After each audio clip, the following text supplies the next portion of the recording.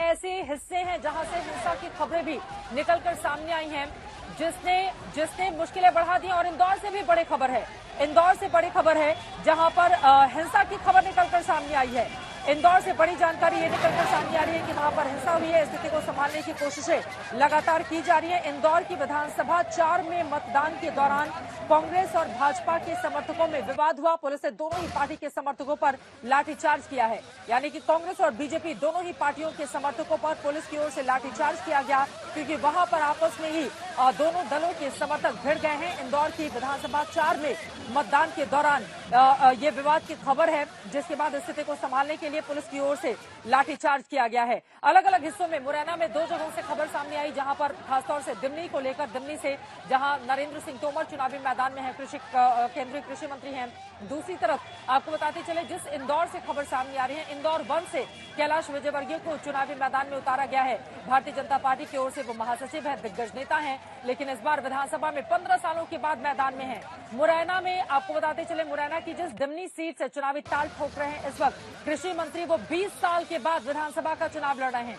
तो आप समझ सकते हैं कि दिग्गजों पर दांव लगाकर बीजेपी ने इस चुनाव को कितनी गंभीरता से लिया है। तो कांग्रेस पार्टी को पूरी उम्मीद है, चाहे भ्रष्टाचार का मुद्दा हो, महंगाई हो, बेरोजगारी हो, इन मुद्दों पर उसको यकीन है कि इस बार बह रही है बदलाव की बयार और भारतीय जनता पार्टी की सरकार चली जाएगी। लेकिन आगे क्या होगा ये देखना महत्वपूर्ण रहेगा जब रिजल्ट आएंगे। लेकिन अभी अलग अलग हिस्सों से जो हिंसा की खबरें सामने आई हैं, यकीनन उसने पेशानी पर बल ला दिया है चुनाव आयोग के, क्योंकि केंद्रीय फोर्सेज यहां पर अलग अलग हिस्सों में लगी हुई हैं।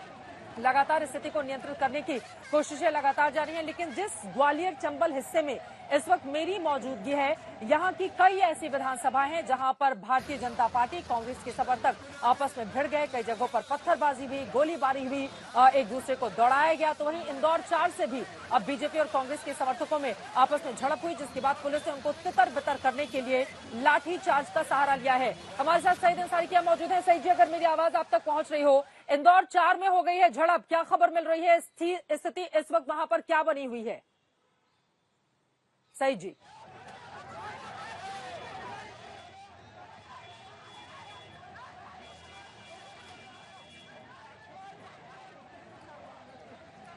चलिए मैं उनके पास चलूंगी, लेकिन रवीश पाल सिंह हमारे संवाददाता इस वक्त हमारे साथ मौजूद हैं। और रवीश, इंदौर 4 में झड़प की खबर है, जिसके बाद पुलिस ने लाठीचार्ज किया ताकि जो उपद्रवी लोग हैं उनको बाहर किया जा सके। बताया जा रहा है कांग्रेस और बीजेपी दोनों के ही समर्थक आपस में भिड़ गए। क्या जानकारी मिल रही है रवीश? देखिए, आपको जानकारी बता दें कि ये जो इंदौर 4 में थोड़ी देर पहले ही ये लाठीचार्ज हुआ है।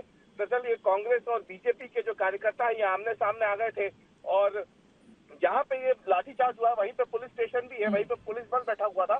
तो पुलिस बल ने ही फिर यहाँ पे जो है इन तमाम लोगों को अलग करने के लिए लाठीचार्ज किया है और इनको जो है वहां से तितर बितर कर दिया गया है। फिलहाल स्थिति पूरी तरीके से वहाँ पे सामान्य है। और आपको बताया कि भारतीय जनता पार्टी के जो कार्यकर्ता हैं उन्होंने सबसे पहले ये आरोप लगाया था कि कांग्रेस के कार्यकर्ता जो है वहाँ पे मतदान को प्रभावित करने की कोशिश कर रहे हैं, और उसके बाद वहाँ पे ये हंगामा शुरू हुआ था, जिसके बाद बीजेपी और कांग्रेस के कार्यकर्ता आमने सामने आए और स्थिति इतनी बिगड़ गई कि वहाँ पे पुलिस को लाठीचार्ज करना पड़ा।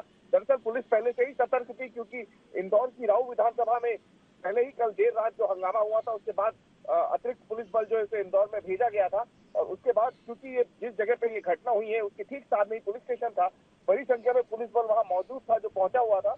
और जैसे ही वहां पे ये कांग्रेस और बीजेपी के कार्यकर्ता आमने सामने हुए तो तुरंत उन्हें वहां से हटाने के लिए पुलिस को जो है लाठीचार्ज करना पड़ा, क्योंकि अगर ऐसा नहीं किया जाता तो वहां पे जो वोट के लिए लोग पहुंच रहे थे उनमें भय का माहौल बन जाता, जैसे कि आपने पहले भी कहा था, और फिर माहौल जो वोटिंग परसेंटेज जो है उस पर असर पड़ सकता था। इसलिए फिलहाल जो है वहाँ पे हालात सामान्य है और कांग्रेस और बीजेपी के कार्यकर्ता की जिस तरीके से आमने सामने आए थे।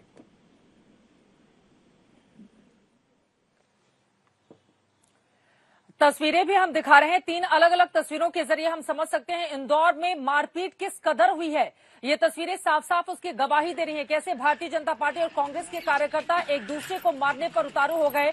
एक दो शख्स को पकड़ के कुछ लोगों ने कितनी बुरी तरह से पिटाई की है, तस्वीरें हमारे दर्शक इस वक्त देख रहे हैं। चाहे भिंड हो, चाहे मुरैना हो, चाहे इंदौर हो, अलग अलग हिस्सों से लगातार मारपीट की तस्वीरें सामने आ रही है, जिसने यकीनन चुनाव आयोग के सामने अब इस तरह की परिस्थिति पैदा कर दी है ताकि ये वोटिंग प्रतिशत बढ़े। उसके लिए चुनाव आयोग ने दमखम लगा कर रखा हुआ है, लेकिन जब मारपीट होगी तो लोगों के भीतर डर होगा, वो घरों से निकलने में हिचकेंगे। इसीलिए ये सुनिश्चित करना जरूरी है ताकि इस तरह की हिंसा नहीं हो। रवीश, एक बार फिर से आपके पास आते हुए, बहुत जरूरी हो जाता है ऐसे लोगों के ऊपर लगाम लगाना, वरना सीधा असर इसका उन लोगों पर पड़ेगा जो आम लोग अपने मुद्दों को ध्यान में रखकर वोटिंग करने के लिए जाते हैं।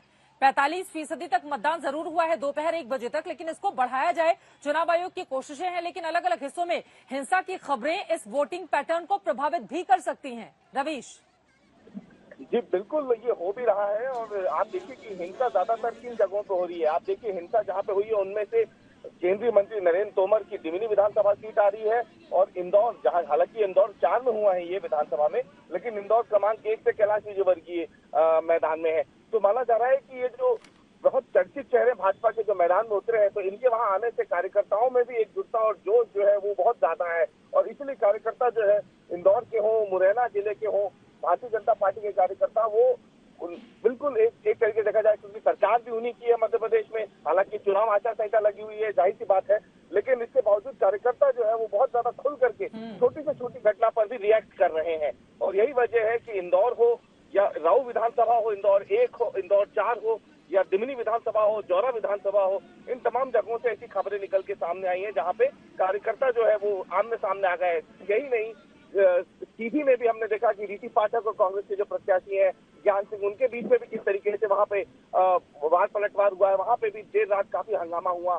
तो मध्य प्रदेश के अलग अलग हिस्सों से लगातार ये खबरें सामने आ रही हैं। और जैसे जैसे दिन चढ़ रहा है, ये जो हिंसा है या उपद्रव जो है, जो उपद्रव कहना चाहिए, उपद्रव जो है वो कई इलाकों से अब ये उपद्रव की तस्वीरें भी निकल के सामने आ रही है, जिससे लगातार पुलिस बल जो है, बिल्कुल ये उपद्रव ही है। अब जिस भी पार्टी के कार्यकर्ताओं की ओर से इस तरह का उपद्रवी अख्तियार किया गया हो रूप, लेकिन बहुत जरूरी है कि चुनाव आयोग इस पर लगाम लगाए, क्योंकि 5 साल में एक बार मौका आता है जब अपने मतदान का इस्तेमाल करके लोकतंत्र को सशक्त बनाने का काम मतदाताओं की ओर से किया जाता है। और ऐसे उपद्रवी तत्वों की वजह से ही लोग अपने घरों से बाहर निकलने में, और कम से कम इंदौर हो, महू हो, मुरैना हो, ये जगह इन चीजों के लिए नहीं जानी जाती हैं, लेकिन यहाँ पर अगर इस तरह की टक्कर देखने को मिलेगी तो यकीनन ये ठीक नहीं है। इसी वजह से इन पर लगाम लगाए जाने की बेहद जरूरत